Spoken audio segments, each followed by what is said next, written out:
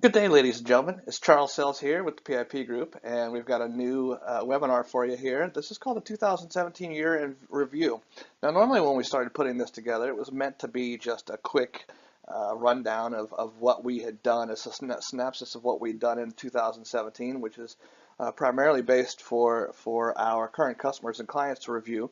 But it turned out so well, and we had so much good news that we decided to share it with everybody. So let's go ahead and get started and take a look at what the PIP Group did in 2017. So for those of you who are new to the PIP Group, let me give a quick introduction of what we are and what we do.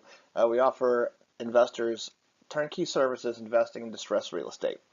So those are going to be things like tax liens, tax deeds, secondary market tax liens, pre-deeds, which you've probably never heard about before, but we'll show you some examples of that, and traditional REO bank foreclosures, fix and flips, and buy and hold rental cash flow properties. So let's take a look at what we do. Okay, so if you've ever caught me at a live presentation, or even on our online presentations that are pre-recorded or recorded webinars with other guests and hosts, I always try to stress the point that distressed real estate is not sexy. It's very profitable, and we're going to show you some examples of that, but it's never sexy. There's always going to be work that's going to have to be done. And these are typical examples of what you're going to walk into, whether it's a tax lien foreclosure or a bank foreclosure. You're really not going to be able to tell the difference when you get inside the house. That's a picture of me standing there getting ready to actually go into the property that is on the left hand of your screen. And this is typical of what we do. So again, distressed real estate is not sexy, but it is profitable. All right, here we have an example of exactly what I'm talking about when I say not sexy, but profitable. The purchase price of this property was $15,500. We picked this one up. This was a bank foreclosure we picked up in Northeast Georgia. The total repairs on the property were $21,506.82. We ended up selling that property for $72,000. The net proceeds of closing were $63,754.97. That gave us an annualized return of 61.10% on this particular property. The cash on it was 51%. Now, through the next few slides, I'm going to show you that this is not necessarily typical of what you can do, but we're not a fund, we're not a REIT. Your investments aren't pooled, they're your investments. So these are typical of what you could potentially make because everything's recorded in your name. It's your investment. Again, we're a service provider providing you a service to essentially handhold all of this process on your behalf, so you're doing it passively. But it's still your investment. All the profits of investments go to you. And we'll take a look at some monthly examples next. Okay, so like I mentioned, 61% is not typical of what we do every day. It is possible, and we do it. However, we're going to take a look at what the averages are. This is December 2016, and I understand we're talking about 2017 year in review. So if you go to our website, you're going to find a page that essentially says monthly examples or the performing profit of the month. And what we do is we showcase something in January that happened in December, something that happened in showcase February and January and so on. So this would have been our January 2017 passive profit example.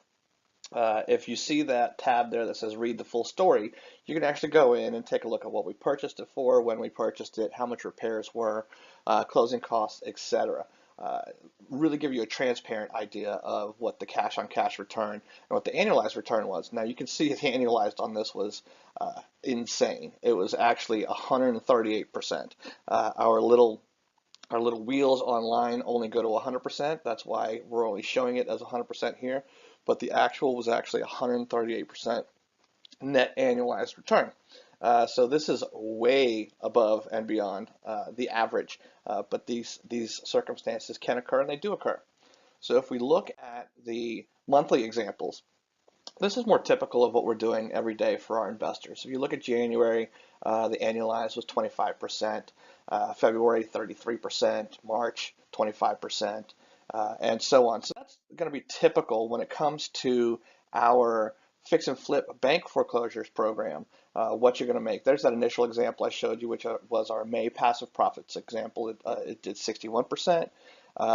June 40%, 24%, 28%. So as you can see, the commonality here is in the 20s, and every now and then there's one that's above and beyond that. So that's typical of what we're doing on behalf of our investors through our services that we provide to them. And again, we're just looking more, and again, if you just go to read the full story, we're completely transparent here. You can go in there and take a look at the exact breakdown. I believe we even share the addresses, so you can go online and do your own research and see that these results are real. That's something we always want to showcase and share, is that these are not ideas, these are actually completed transactions. So, again, if it's not there, just give us a call. We'll be happy to give you all the information phone and provide you with what you're looking for. So again, we're talking about the 2017 year in review and the things that we've done and the things we changed. In 2017, we introduced the 16% promise. So what is the 16% promise? Well, 2017 was the year of the fix and flip. Why was it the year of the fix and flip? Because that is something that real estate investors have really turned on to. Yes, there are at least 30 reality TV shows out there now that are talking about fix and flip. I believe one's actually called Fix and Flippers, but nonetheless, there's Flipper Brothers also. So nonetheless, people are turned on to that idea, that concept. So what we did is we introduced the 16% promise to our fix and flip customers, which really gives them some reassurance that we're actually doing what we say we can in those slides I showed you just a minute ago. So what is the 16% promise? All right, it's a promise, it's not a guarantee. Let's state that first. We don't guarantee you're going to earn 16% annualized return.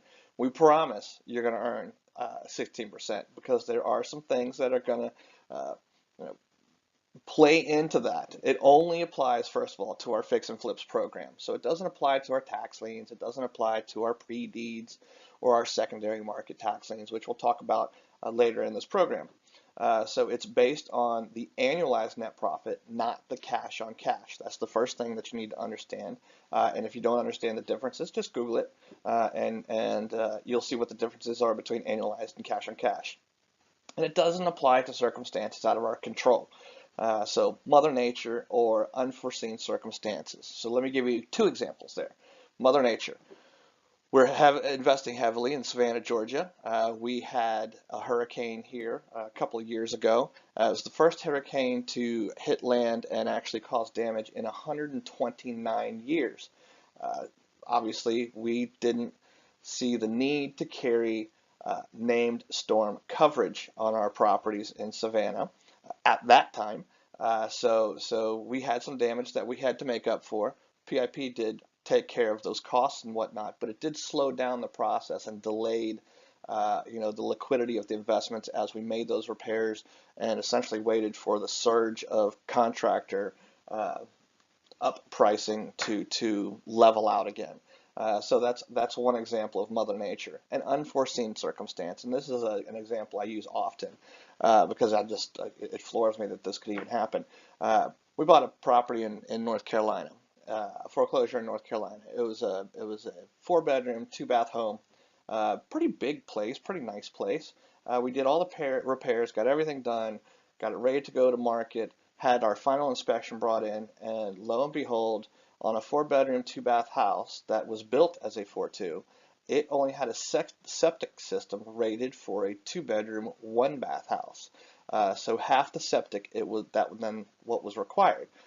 So again, that's an unforeseen circumstance. We're not digging up to check the septic, and something that has actually never happened to us before, but just one of those things is out of our control. What is in our control? The speed of the contractors, the cost of and estimates of repairs. Those are things that are within our control. So if we fall outside those deadlines, then it's on us. And it's our mistake, and if you're falling short of that 16% promise, we're going to make up for it. It's essentially going to come out of our pocket, or it's going to come out of our performance structure that we make on the performance of your investments. All right, so I'm jumping around a little bit because again, this is a webinar that was intended for our investors, and a lot of those investors are Illinois tax lien buyers. So we're discussing how Illinois improved this year. And in 2017, we saw great improvements to what we had experienced through 2014, 2015, and even part of 2016. What caused those tough years? Every now and then there's a hedge fund that comes in or an institutional buyer that comes in. All they want to do is place the capital. So they're not interested in good interest rates on the redemption of the liens. They're not even interested in the property. They just want to spend money, because a lot of hedge fund managers, they make their money on the placement of capital, not the performance of the capital. So they're earning 2% to spend money no matter what they spend it at. So we essentially watched 2.5 years go down at $30 million per year at 0% interest. So they were literally just giving the money away. Obviously, you can only do that for so long before you're either going to be exposed or just run out of business altogether. So we saw radical improvements late in 2016, which also fed into 2017. The capital placed at the time of this broadcast, and it's gone much higher than that, or will go much higher than that by the time the season's over, was almost $3 million, which is great compared to where we were last year. The purchase rate average was 34%, and I'll illustrate how we get to that in just a minute, with a lien to value ratio of 3%. We've always been 5 to 6, so we actually improved considerably this year. Our policies in the selection and the due diligence is continuing to improve. We improve it every year as technology improves every year. We're processing more redemptions, and we're providing better secondary market candidates for foreclosure. So secondary market candidates are an investment to an investor who wants to buy property or foreclose on property, rather than what most of our investors in Illinois tax liens want. They just want that high penalty redemption on the redemption of the tax liens, and they don't want to necessarily foreclose. So we've improved everything across the board, and again, we'll talk about a little bit more about that as we continue in this. Okay, so I mentioned that weighted purchase average. How do we come up with that weighted purchase average? Well, I'm going to show you and illustrate that for you in just a minute. But what you're looking at here is the receipt. It shows that in this particular tax sale, we spent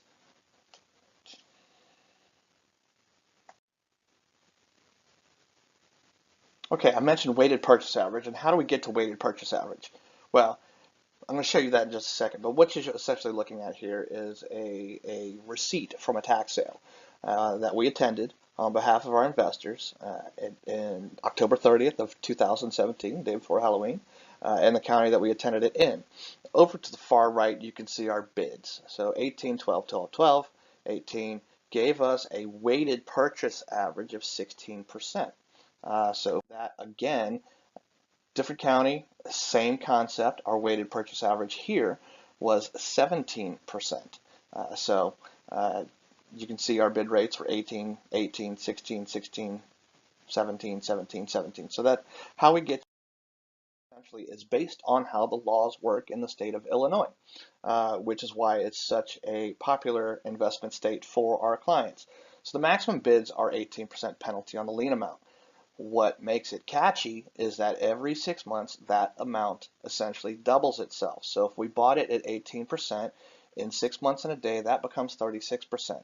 In 12 months and a day that becomes 54%, and so on. So that can go as high as 108% after 30 months. So if we buy it at 16, then our weighted purchase average is 32. So you see how that math works and why it's become such, or I shouldn't say why it's become, why it's always been such a popular state for our investors who are interested in buying tax liens for the redemption penalties that come in. So what we have here is just a certificate that you get after the tax sale. A lot of promoters that are out there, service providers like us, they offer a grandiose idea. But they don't really put any documentation or value behind it. So I'm giving you complete transparency here. This was a tax lien certificate that was bought in Mercer County. As you can see, the date of sale on this one was the 27th of October. You can see the property class. I can look at the certificate and I can say property class, okay, it's 60. It's a commercial improved property. Who it is assessed to, i.e. the owner, the penalty rate we bought it for, and the amount of the sale. So this is essentially what you're going to get when you invest in tax liens in Illinois. If you're doing it through us as your service provider, we collect all these. We hold them all in-house in a fire safe. And when a redemption occurs, we do all the paperwork processing, send it out to the county, collect the check in your name. Because again, as I said in the beginning, these are your investments, so they're going to always be placed in your name. Under that assignment of tax sale certificate, your information would be in there, and essentially the check would come to you, payable to you. We would process that, and either send it to you or your self-direct IRA custodian, etc. So this is just another tax sale certificate, same county. In just a second, I'm going to show you how the redemptions work and how those are processed, how that penalty rate works. Something I didn't touch on was that the penalty rate is actually, it's not prorated, so it's a penalty. So that essentially means if I bought a certificate on October 27th of 2017 and it redeemed a month later, and I paid $1,000 for that lien, they owe you $1,000 plus another $180 in interest. So we call that a penalty because it's paid the next day. It's not prorated. So these are just associated to the redemption report that I'm now about to show you. As you can see on this report, all four of those liens, those samples I showed you from this particular county, all redeemed within less than 2 months. So those four liens were purchased for a total of $99.0292. The interest or penalty that was earned in less than 16 days was $1782.53. So again, it's not prorated, it's a penalty. So you're earning that 18% literally the next day. All right, so in 2017, we also continued to win more awards in the industry, and obviously that's important to us. One, because they sure look good sitting on my desk, but also because it gives us some validity and credibility within our industry. It's always important to be recognized by your industry. I always make the point of, for such a large industry, it's a very small club. When you go to conferences, regardless of the size of the real estate conference, you know the people that are there, you know them on a first name basis. So being recognized within the industry and being credited for being a valued contributor to the industry is a big deal for us. So in 2017, we won 2 awards. One here shows it as 16, but it was announced in 16 and carried over for 17. So in 2016, I was Think Realty Master Investor of the Year. I was selected as the #1 candidate across an industry, the entire real estate investor industry, if you will. So there were thousands of potential candidates, and we won it. So we're very proud of that. In 2017, emerging leader, I should say, won the 5-star Institute Emerging Leader for female leaders in the U.S. So that's 1 out of 60 women in the entire real estate industry to be selected as an emerging leader by the 5-Star Institute. So that is huge for us, obviously, as big, if not bigger, than the Think Realty Master Investor of the Year. So we're very proud of the awards we win, but more importantly, they provide us with a nice validity and recognition as a do-gooder, if you will, within the industry. All right, so in addition to the consistency in awards we win by the recognition of our industry partners, we also achieved A+ ratings and became an accredited business with the Better Business Bureau. Now, I'll be the first one to admit and tell you, I always thought that was more or less a pay-to-play type of organization. As the internet grows and more online platforms are there to provide, unjustified megaphones to people, the importance of an accredited, long-standing group like the BBB has become more important for businesses, large and small, to have someone to essentially validate the truth or lies within those online posts. So we became BBB accredited, and the process unlike anything I ever thought it was going to be. I actually did think it was just going to be a pay-to-play type of process. Oh boy, were we in for a surprise as they dug into our financial records, our um, civil claims, which, by the way, we have none, and everything you could possibly imagine. A business being in 17 years without a BBB rating or affiliation, if you will, the kind of background checks that they go through was inundating. It took a few months, and the paperwork and paper trails that we had to provide was uh, incredible. So like I said, it's very important to us because they actually do the work. Uh, you pay a membership fee, but that membership fee means that if somebody has a complaint, a legitimate complaint, they're going to research it and they're going to resolve it, and they're going to post those findings online. So they're essentially taking that false claim, that false testimony, that false post from a disgruntled employee, and they're showing that those that's not accurate. It's not the truth. I'll give you an example. A former employee of ours a few years ago posted something on a website called the Rip-Off Report.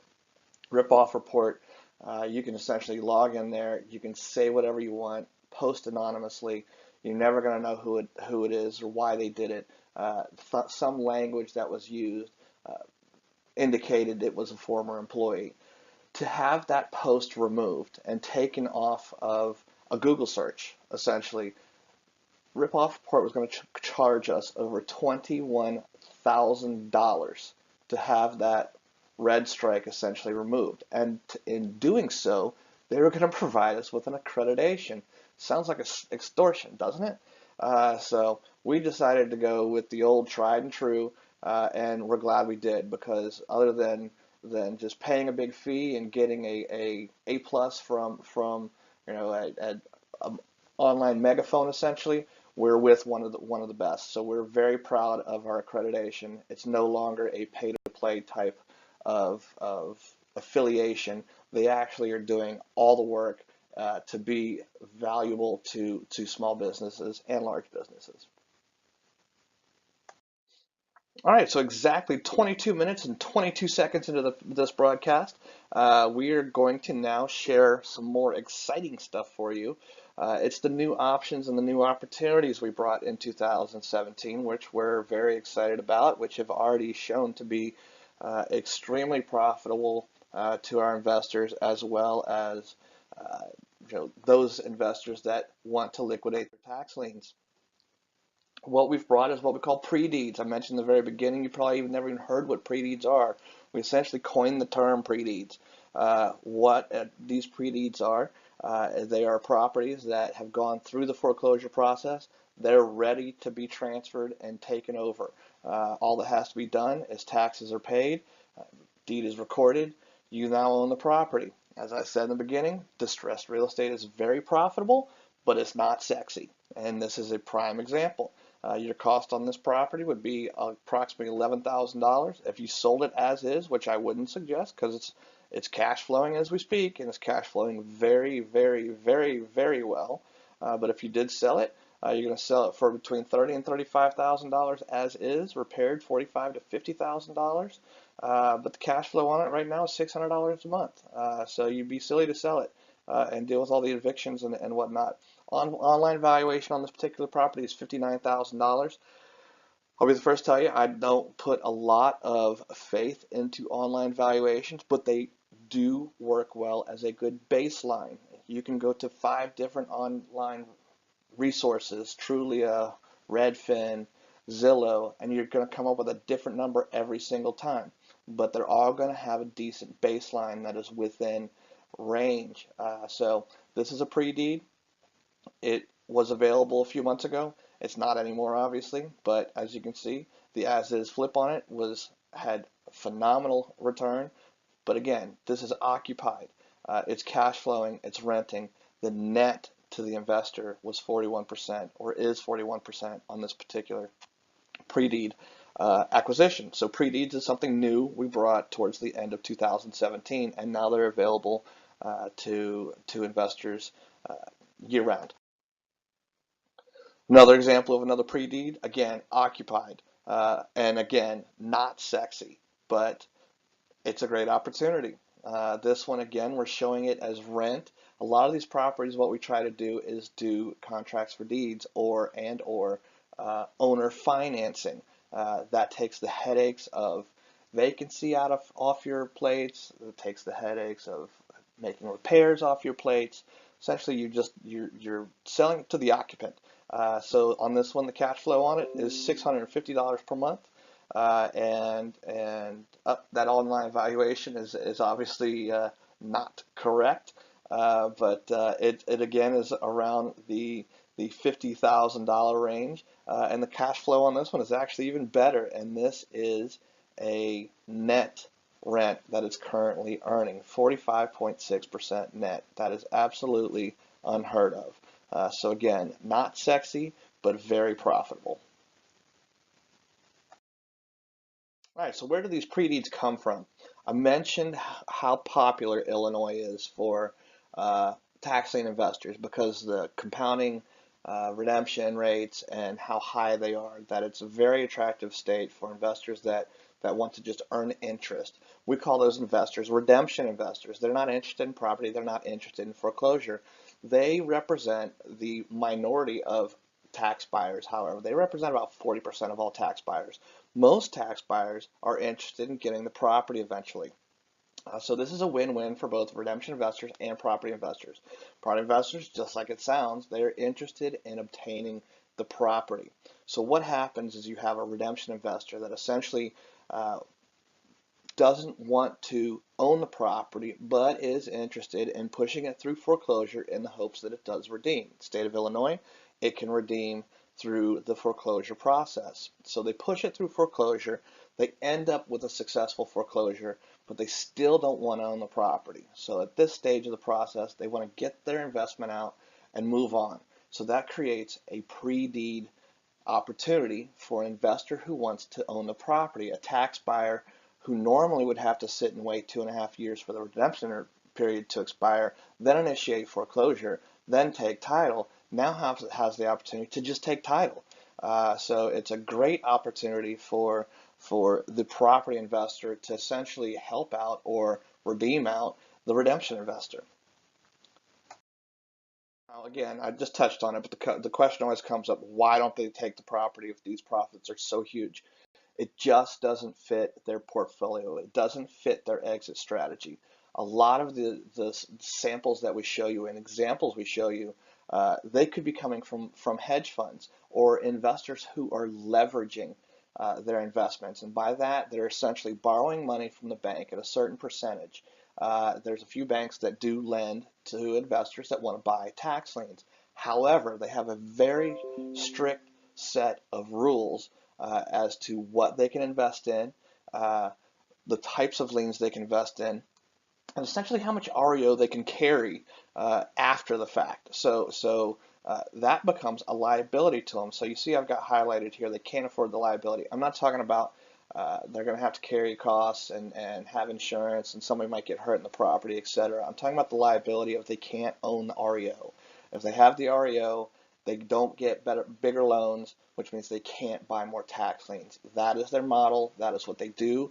They can't afford the liability of having REO and having properties. They're going to have better buying power if they get out of it and be able to go buy more tax liens. So these redemption investors are more than happy, more than eager to offload these great pre-deed opportunities to investors who want to take the title of the property, and they're ready to go. You pay the back taxes that are owed, which is shown in the prices I already showed you, and that's it. You take title of the property, it's recorded in your name in 30 days, and you own it. If it's rented and cash flowed, that automatically starts kicking over to you.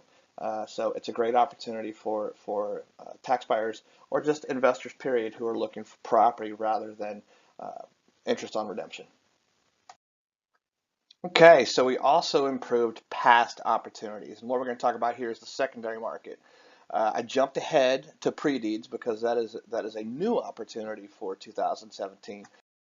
Tax liens are something that have been available with us for, oh geez, I'd say 6 or 7 years now, and essentially it's a pre-deed, but we're going backwards in the process of about 6 to 9 months. So what a secondary market investment is it's that same buyer that wants redemption on their liens, but they don't even want to take that foreclosure process. They don't want to try to force that redemption. They just want out now. So what that creates is a secondary market environment where you have the ability to initiate foreclosure and start that process. Now, in past years, uh, the secondary market had a risk potential due to the way the fees and the laws work in the state of Illinois. And I'm not going to get into that in this presentation, but I would suggest if you really want to understand pre-deeds and secondary market, there are webinars on both in our library that explain all of it in full detail. But to keep it short, in the past, there was a potential to lose on non-postable fees. What non-postable fees are attorney's fees, essentially. It's the professional fees associated with foreclosure. So you have non-postable and postable. Postable fees are things like sheriff's fees, that sort of thing. So in the past, you had the potential of losing the non-postable fees if the lien redeemed in foreclosure. Now you still do, so I should clarify that you had the potential of losing uh, principal, which nobody wants to do. As long as you can conserve principal, that's the theory of an investment. If it turns out better, great, but you always want to preserve principal. So in the past, you could potentially lose principal on how the processes work. So now we've essentially taken a lot of that burden, a lot of that risk, and we've taken it completely out of the process. Your non-postable fees are still going to be the same. Uh, Now they're just paid on the backside if there's a successful foreclosure versus the front side. So if we look at this particular property, as you can see in the inspector's notes, the owner claims he's going to redeem. They always claim they're going to redeem, but you don't know, and you have to initiate foreclosure because that's your leverage to get your investment back. So we want to push foreclosure no matter what in this situation. The total cost last year to start that process would have been $13,037.35, which would have potentially left a considerable amount that could have been lost if it were deemed in the foreclosure process. Now, you still pay that amount, but to start the process, it's only $46.64.89. So if you have a redemption that occurs in the first 1 to 3 months, you're going to profit 37.2%. You see that number down on the bottom left side. So that's before June 3rd. Now remember, in a number of slides ago, I told you about how that compounding effect happens, and if you bought it at 18, it becomes 36, and so on. So if you look over to the right here, I say don't forget about the postable fee deposit. Postable fees are, again, sheriff's fees, that sort of thing. Those you get back. However, you don't make any interest on those amounts, or interest or penalties on those amounts, but it's still part of your investment. So you have to consider that money, even though it's technically not working for you, it's part of the investment, so it is. So your total purchase price profit actually becomes 18.9% if it's redeemed in the first 1 to 3 months. That's cash on cash, not annualized, because your total investment is $46.64.89. Remember, we're offsetting most of those fees to the backside. And again, that's a completely different presentation where we go into a lot of detail on how this works. But for sake of time, we're just showing you how this opportunity has really become very, very popular for our investors this year. Now it gets really interesting after June 3rd. So what happens is that compounding effect takes place. So if it's redeemed in the next 4 to 9 months, now we're really pushing close to having a successful foreclosure. But you're in a win-win, essentially. The way we've restructured all of this with our attorneys and whatnot, that I don't want to go so far as to say you can't lose in secondary market tax liens, but it's very hard. The lien purchase price profit not including the postable fees, would be 52.2% in the next 4 to 6 months, or in this case, in this example, after June 3rd. But again, don't forget about that postable fee deposit. So your purchase price profit on this, again, it's cash on cash because of that compounding effect, becomes 45.6%. Now, I used this exact same example in our secondary market tax lien webinar. And I go through every little step by step by step. So by all means, if this is of an interest to you, which it absolutely should be, whether you're a tax lien buyer or a property buyer, this is a great opportunity, and we've structured it to be an incredibly popular opportunity, and it's just been out, as of I'm recording this, a week. So we know it's gonna take off very quickly because it really is next to nearly impossible to lose. And if you start annualizing these numbers, they get pretty crazy. Okay, so very quickly, this slide essentially just shows you an illustration of that postable fee. If you look at the first one, I can see that that lien was never foreclosed on, but it redeemed at 108%. How do I know it redeemed at 108%? Look at the purchase price versus the interest. The interest is higher than the purchase price, and that's the way it is for all of them. What I really want you to look at, though, is the total fees. The fees are your postable fees. So you're getting those back, but again, it's not earning interest. And if you do the secondary market webinar, I'm going to illustrate all of that for you in explicit detail so you understand exactly what postable and non-postable means, when you get it back, how you get it back, what you don't get back, and how we come up with the numbers that we do. So where do secondary market tax liens come from? I've already explained it to you. It's the exact same process as pre-deeds. We're just stepping back by about 6 to 9 months. And this is a secondary market profit. Again, it's not, distressed real estate is not sexy, but it is profitable. Now, you will find some properties and some candidates like this in our secondary market platform of properties for sale.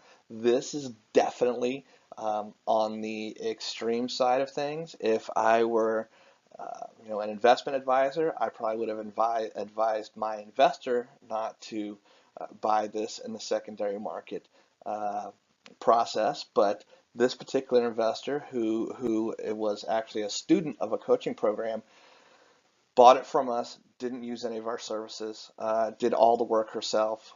Well, by work I mean marketing and reselling the property.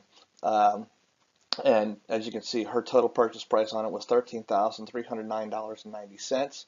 The sale price of the property was $1,000. So she did very, very well. In this particular instance, my understanding is she sold it as a contract for deed or owner financing. If you did elect to use our services, that would translate as you see here. If you bought it for $13,309 and then we sold it on your behalf for $65,000, the deposit would consist of your original purchase price plus some interest.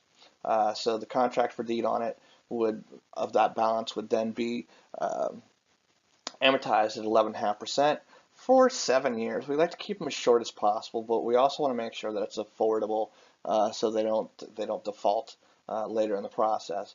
So all in all, what this comes out to be is if this transaction had happened within the walls of PIP Group in the way that we would have structured it, the annualized return on this investment would have been 70.38% per year for 8 years. Okay, so it is now February of 2018 as I'm recording this broadcast, and it will run for the rest of the year. So keep that in mind. But when I do a online live webinar or a live presentation at a show or a conference or something, I always like to provide what's happening today. What's the deal that happened today? Well, it's February. This is the deal that happened today. So investors have a confidence that the services we provide are consistent, and the results that we're providing are consistent, and that it's not always best case scenario. So this is another property that was an REO, or a fix and flip. This one's in Georgia. We're showing gross numbers because it just went under contract last week. It hasn't closed, so we anticipate there's going to be some other costs involved. We don't know what attorneys' closing costs are going to be, but what we've done is we've really been ultra conservative on our assumptions for a projected gross or a projected net. So to illustrate this for you, the original purchase price was about $45,000, giving you a total investment with repairs of $71,000 and some change. We put it under contract on February 1st. The sales price was $114,900. Now, we did a rather significant seller contribution, which is done a lot these days to essentially get them closed. They don't have the capital to come up with whatever they need to put down, so that then translate into a seller contribution so they can buy the home. It's a net sales price of $109,900 before you put in attorney's fees and whatnot. So the gross profit on that's $38,836.84, giving you a gross cash on cash of 54.7%. Now, I gave this a huge haircut of a projected net of 25%. So I'm actually saying that we're going to have costs that are going to cut into that gross profit by nearly 50%. That's not going to happen, but for sake of this presentation and when I do these live, I rather be way on the over expectation or under expectation than the over expectation. So I've given this a huge haircut at this point because we haven't had that final walkthrough yet. We don't know what's going to be requested in repairs. We don't know what the attorney is going to charge us in closing costs. We haven't seen the HUD, essentially. But there you go. That's the February example we have. It'll be up on our website when we're done. It's probably up there now as you're listening or watching this broadcast. So closing, unlike these beauties, distressed real estate is not sexy, but it's very profitable. Thank you for your time. This has run about 42 minutes, so I'm getting better at summarizing these up and getting them done under an hour. Thank you very much, and happy investing, and we look forward to hearing from you on all the great opportunities that we are offering our clients in 2017. I thank you, and have a great day.